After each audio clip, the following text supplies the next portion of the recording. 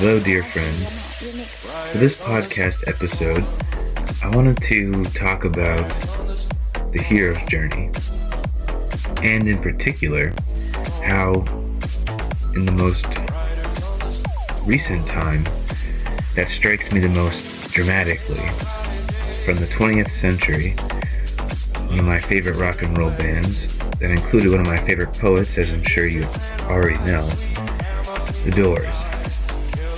What I would like to explore with you for a few minutes is the hero's journey through the doors of perception, you could say, while looking at the stages and processes of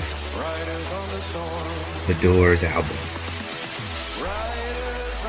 Sorry that took so long to come out of my mouth, but I wanted to make sure it came out making sense. So yeah, we have the years that the Doors albums came out, and if you follow that pattern of what the mythology behind each album is showing you, you end up seeing that it matches perfectly with the hero's journey. I believe that the hero's journey is mirrored in that group is self-evident in what their philosophy was of projecting the future, the mystical qualities of sound and rhythm and poetry, being able to unlock any door, and all you have to do is walk through that door, showing that, in the height of the psychedelic era, they were very prominent, but if you're going to go by the actual history of it, they were, in a sense, one of the very first. You could argue different dates and times, but 1967 being the summer of love, the Doors recorded their first album in 1966, and it was released.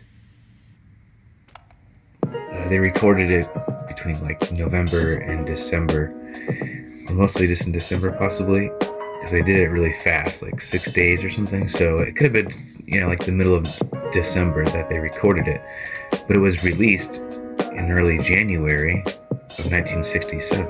So it's one of the first albums from 1967 of the psychedelic period in music. And of course, we all know there was other, some psychedelic stuff by the Beatles and things too. But if you're gonna go by the dates and stuff, people don't actually realize that their first album came out in the early months of 1967 because they equate them with the Summer of Love, because around the time of the 4th of July, their biggest hit, Light My Fire, was used as a huge 4th of July celebratory song, and that was also when it reached number 1 on the charts, on the pop charts. And around that time is when they performed Light My Fire on the infamous Ed Sullivan TV program. Now, let's see, where do we begin with the hero's journey aspect of it? I would say is with the Swiss psychiatrist Carl Jung. And according to Jung and Joseph Campbell,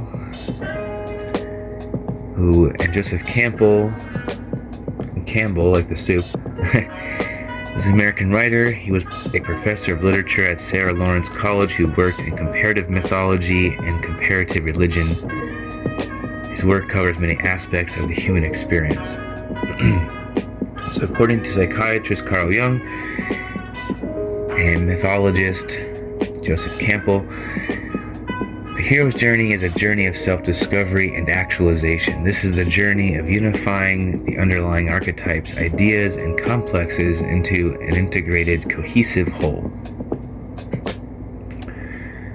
You can rewind that for a second to catch up because there's a lot to that. And here's the the idea of the traveler looking at a diagram going clockwise of the hero. And it's the hero's journey represented in the format of a face of a clock. So at around, we start at midnight at 12, and at 1 o'clock we have a call to adventure. This call to adventure leads to a supernatural aid. And then we have the threshold guardians, the helpers, the mentors, and then you reach the abyss, the death and rebirth. With revelation, you find transformation, some atonement, and then you return with the gift from the gods and goddesses, as you will. So, the call to adventure is synonymous, I feel, with the first Doors album, because the first Doors album is when you have this desire to do something. Now, we all know the story of Jim Morrison. He was told by his father that he would never make it as a singer, and out of spite, as a 20-year-old will do, you say, yeah, well, screw you, I'm going to do what I want. And Jim wasn't a college dropout the way that they describe him in the Oliver Stone film. In fact, he graduated with a bachelor's in film, I believe. And the keyboardist of the Doors, Ray Manzarek, he graduated with a master's in art, or film, I should say. And they were buddies, and Ray was in a band with his brothers called Rick and the Ravens, and they disbanded. And a couple times Jim participated in wanting to sing, doing some cover songs, such as Louie Louie and things like that, and getting a feel for it, but still not totally maybe finding his voice. But then they eventually they paired down, and they had John Densmore as the drummer, and Ray Manzarek and Jim Morrison. And then as they started getting more serious and wanting to actually just keep it going, John Densmore, the drummer, enlisted Robbie Krieger, the guitarist, and the four of them made the Doors. And their first album, you could say, is very reminiscent of this first call to adventure. So they spent a year in 1965 forming the band and starting to play gigs at, people's houses and dance parties and kid stuff, and playing some clubs. And then when they finally got in 1966, they went and played at the London Fog, and then they were able to play at the Whiskey A Go-Go, and that was how in late 1966 is when they were first noticed. And also something that I remember finding years ago when I was reading a book by Carl Jung, his book Dreams and Reflections or something like that. This is the weird part of the story that prompted me to get back into this concept. I went back to that book, and the spot in the book when he's speaking with the Mexican Pueblo Indians, and I remembered clearly, because I wrote it down in a notebook or something somewhere, I might have it in my archives of stuff, where the Indian talks about a concept of the hero's journey through the Pueblo Indian perspective. And it's very fascinating to hear how Jung, interprets it in his archetypes of characters that we find on the hero's journey. And I was trying to find the exact one. I spent some time, I just literally paused the podcast to try and find the exact quotes of it, but it for some reason doesn't exist. But I did find a website that has a condensed kind of idea of that, more of the psychological archetypes, not the Pueblo Indian versions. So, as I was hoping for. But that's part of their mythology. And so here we begin with the first album. And this is in one sense of the call to adventure. This is also the job of the herald. The heralding, it says here, heralds provide the important psychological function of announcing the need for change. So, in a sense, the music of the Doors could be seen as a call to adventure, simultaneously Jim Morrison talking about strange visitations of energy, and something changes to the hero's situation, and nothing is the same again. As we know, after doing some acid, I would assume that Jim Morrison was never the same again. And he started going deeper, and at that point, in a sense, you have, as a poet, it's not that, I wouldn't say he had a message in this, except for the fact that he was expressing his own trip. And that trip, I believe, is why it ironically dovetails the hero's journey, because Jim Morrison was a human that was living, quote unquote, the American dream. Break away from your parents, become a rock star. But at the same time, you have all this. He spent a lot of his money on funding things, giving money to people like his girlfriend, Pamela Corson, to open up a shop later on as he made a lot of money, but a lot of it he wasn't holding on to. In fact, I read something that when he died, he barely had $1 million, but since his death, his name and his there's a certain legal term that they use for it, his estate has generated great wealth. So then we find ourselves in the second album, Strange Days, and this is a threshold moment. We are given, as they say in the hero's journey, some supernatural aid. When you think of the second Doors album, which is kind of, the first and second album are actually considered like a double album because they're recorded so closely together. 67,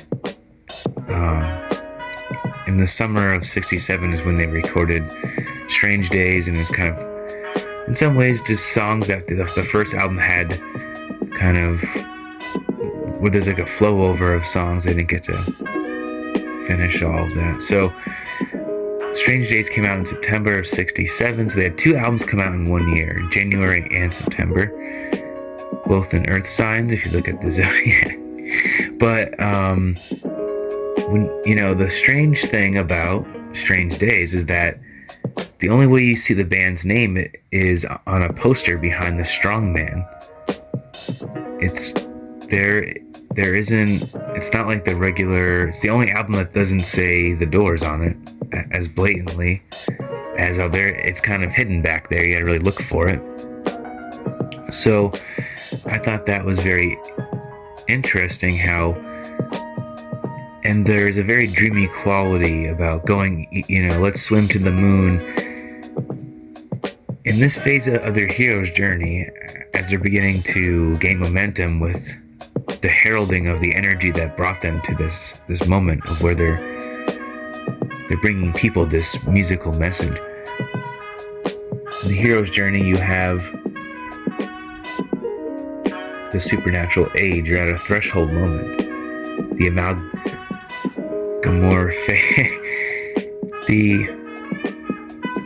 there's a word I'm looking for. The transformative qualities of that period of time, the psychedelic, the first two albums are very psychedelic, and I would say Strange Days was intended to top the first. As a matter of fact, I believe that Sgt. Pepper had come out in 67, in the middle of 67, and that was what they were influenced by for Strange Days. It was like, we have some good blues and rock in the first album, let's get a little trippier, And in this we see that is the purpose of the mentor. Mentors provide heroes with motivation, inspiration, guidance, training, gifts for the journey. After their first album, they started being more credited as a popular act. People didn't want the 13-minute track of When the Music's Over to be put on the album. I mean, the first album also had, in a sense, the first two albums mirror each other greatly, where they both have long tracks at the very end. But the owner of Elektra, Jack Holzman, who produced the Doors records, they had a 6-record contract, he said, no, I want you to leave these songs on there because it's a testament to their art. These aren't just songs. These are, mystical invocations.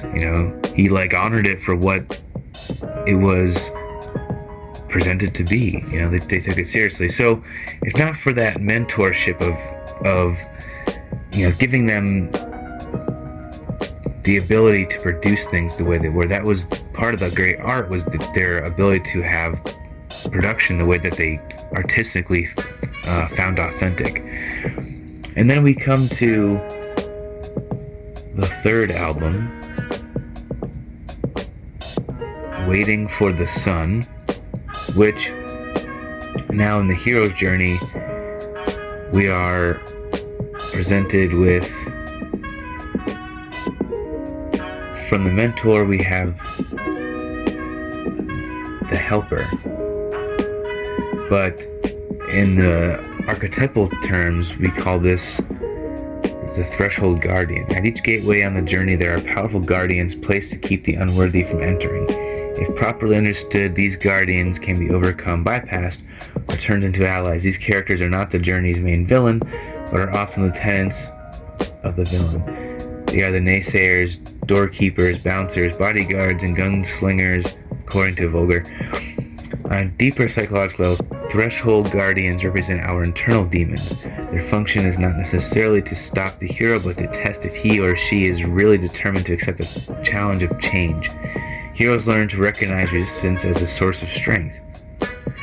Threshold guardians are not to be defeated, but incorporated into the self. The message: those who are put off by outward appearances cannot enter the special world, but those who can see past surface impressions to the inner reality are welcome, according to Vogler.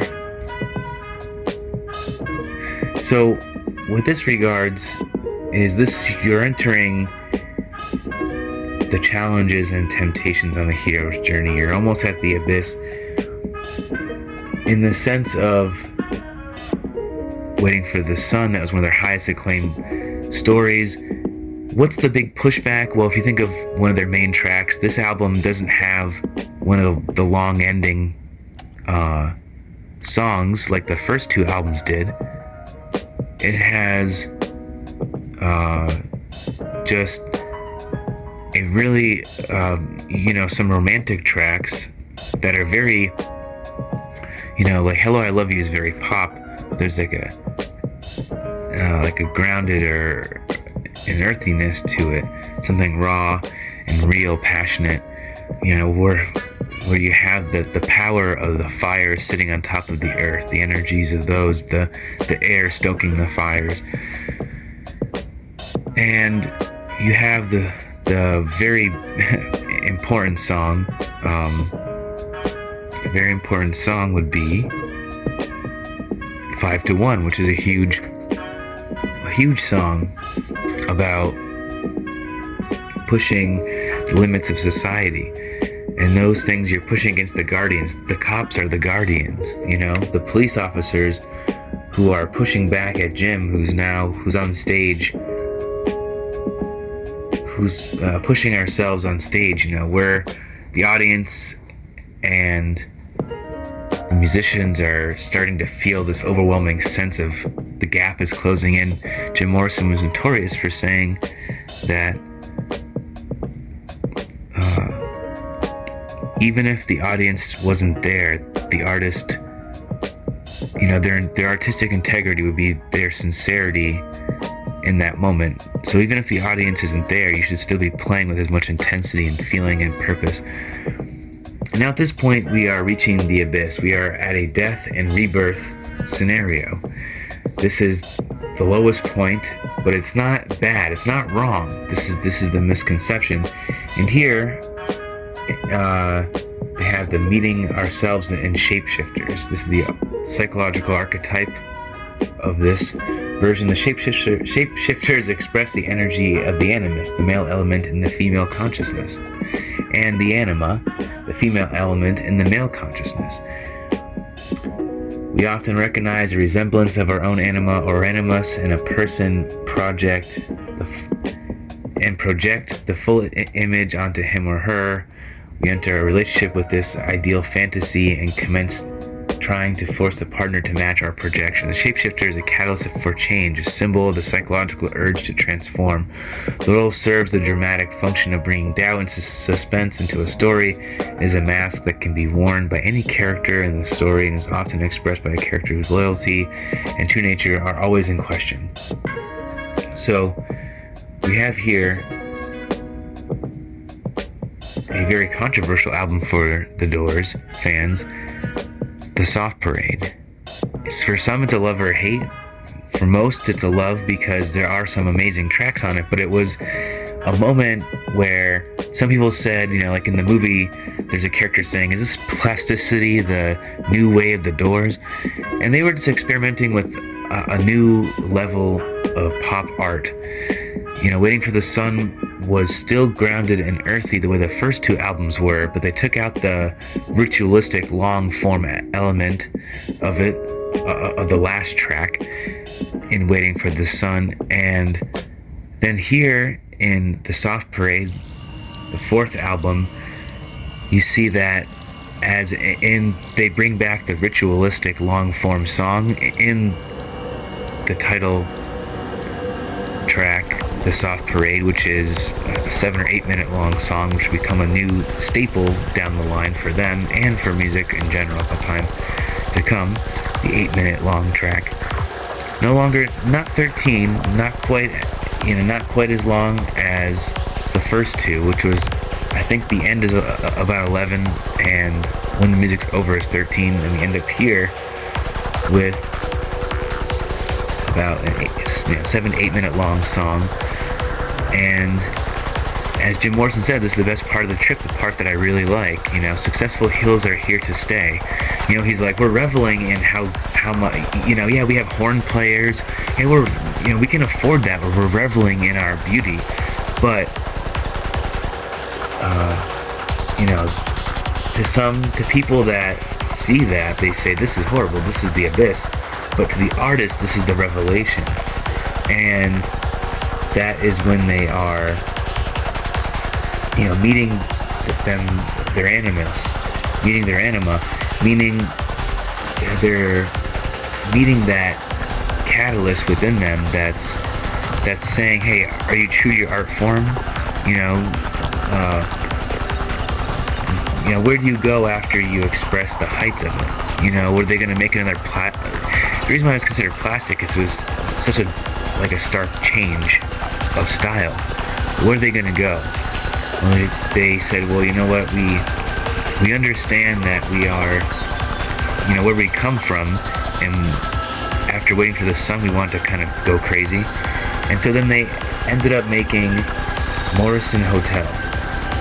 And Morrison Hotel is the transformative, after they had this revelation of, well, we know what we can do, but we know where we also come from. We're going to transform ourselves, and through this revelatory transformation, we find atonement. And this is confronting the shadow. The shadow represents the energy of the dark side, the unexpressed, unrealized, or rejected aspects of something. The negative face of the shadow is the villain, antagonist, or enemy. It may also be an ally who is after the same goal, but who disagrees with the hero's tactics. The function of the shadow is to challenge the hero and give them a worthy opponent in struggle. Femme fatales are lovers who shift shapes to such a degree they become the shadow. The best shadows have some admirable qualities that humanizes them. Most shadows do not see themselves as villains, but merely as heroes of their own myths, which is a perfect explanation for Morrison Hotel. His name is right into he has become mythologized.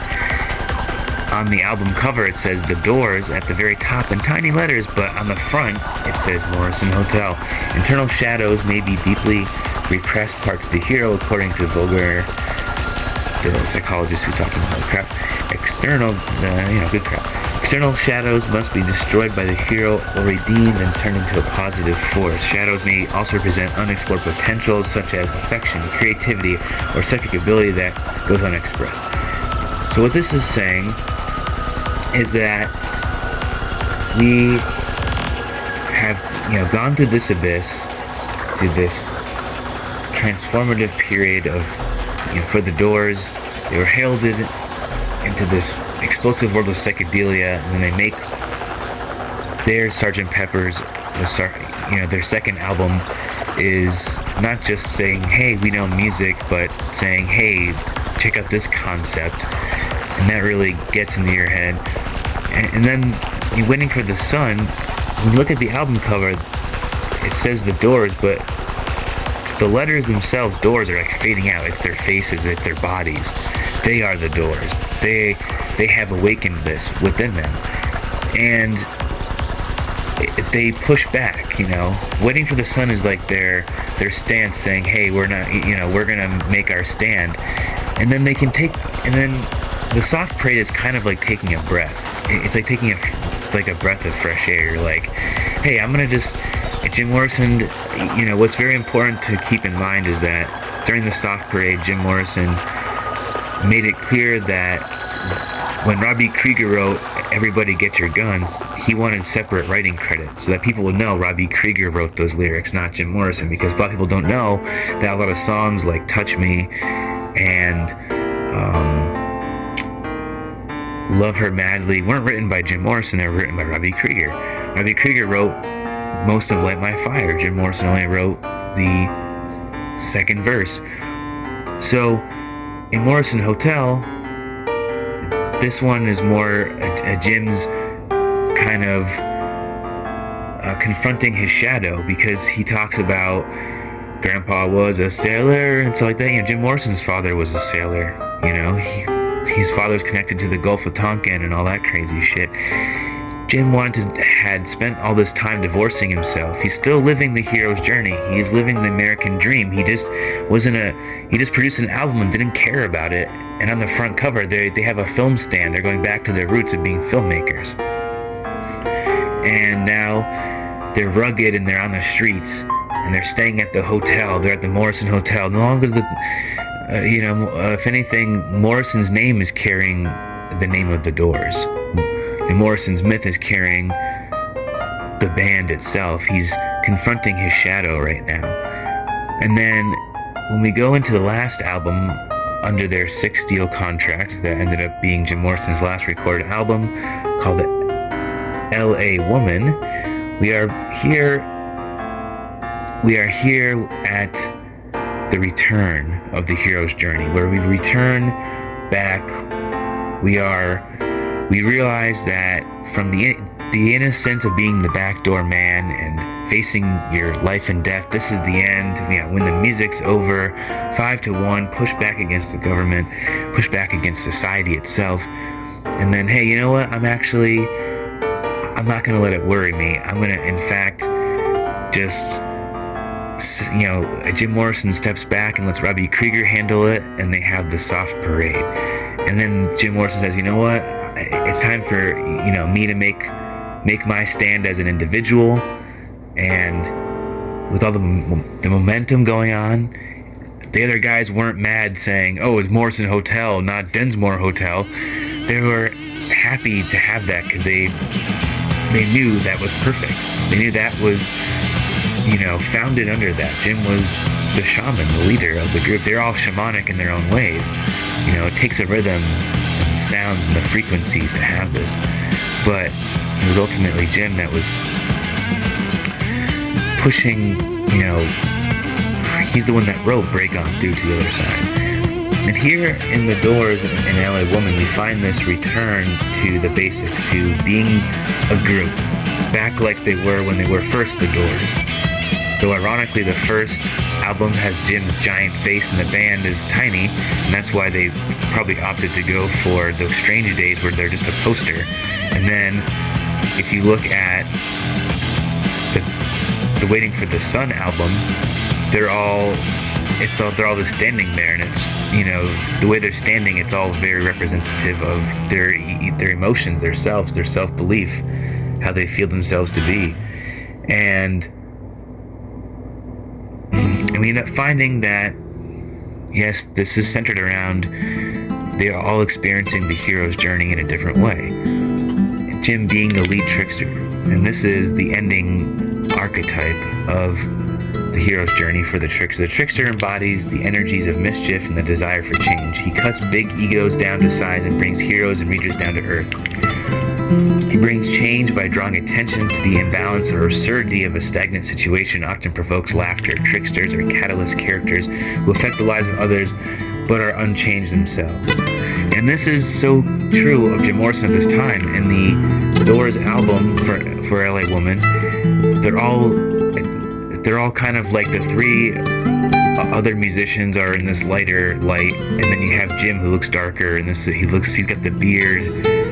This is the first album he's wearing a beard, and his hair is thick, and he looks more rugged. He's kind of separated himself. He realized that the irony is that when he started out as the early days when they made the first album and they took the pictures with Jim without his shirt on, and Jim said in order to get into that shamanic quality, he would embody this character called the Kid. And the Kid was like a child. You run around with your shirt off and you're running around, you're nuts and you're having a wild time. And this became Jim's image, that at a certain point he had to crash that image. And with Morrison Hotel, he kind of wanted to put in that gritty, dirty, grinding poet meets rock star vibe. See, I'm a poet, but I'm also wasted. I'm not a fancy little poet, I'm not the one who wrote the songs with the horns in it, but I'm along for the ride, and we're a band together. And this is what you do. When you run out of an idea and someone else has the idea, then you run on them. You work with them. That's how things work, and that's how a group works. And that is the cool beauty of the whole story of the Doors, of how they represent this hero's journey